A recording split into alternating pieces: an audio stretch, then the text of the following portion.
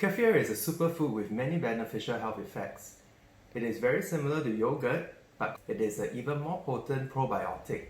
Besides balancing your gut's bacteria, it has been shown to have many other numerous health benefits, such as anti-inflammatory and even anti-cancer actions.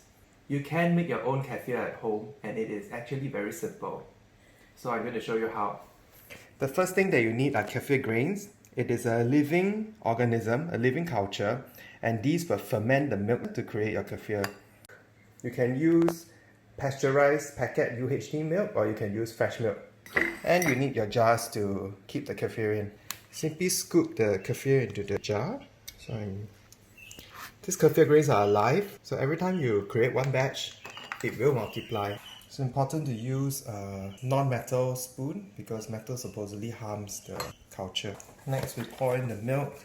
So with about 2 tablespoons of kefir, you can put in about 1 liter. Full cream milk is preferable to skim milk because full cream milk makes kefir that tastes better and is shown to be more nutritious as well. What's going to happen now is that the kefir will start fermenting the milk. After this, you don't have to close the lid. Just put a piece of paper and secure it with a rubber band. This will prevent dirt and bacteria from falling in. The process of fermentation is very quick. It only takes 24 hours. Just leave them in a dark place. You can use a cloth to place it over to protect it from sunlight. So it's exactly 1 day after we fermented the kefir, and now it's ready.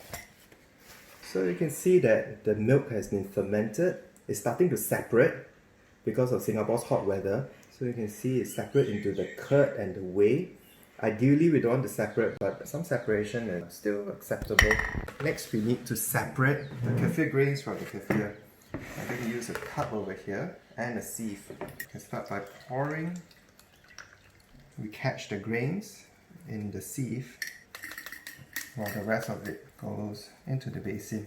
If you remember how much kefir grains we had yesterday, you notice that there's more than yesterday. So the grains have already multiplied, even after just 1 cycle of fermentation.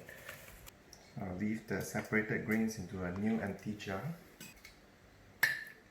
Repeat the process again with the other jar. We're going to do a process known as second fermentation later. This kefir is ready to drink, but it's going to taste a bit sour. So we're going to ferment it one more time, and I'll show you how. And by doing that, we not only decrease the lactose content, but we also increase the probiotic potency. So my grains.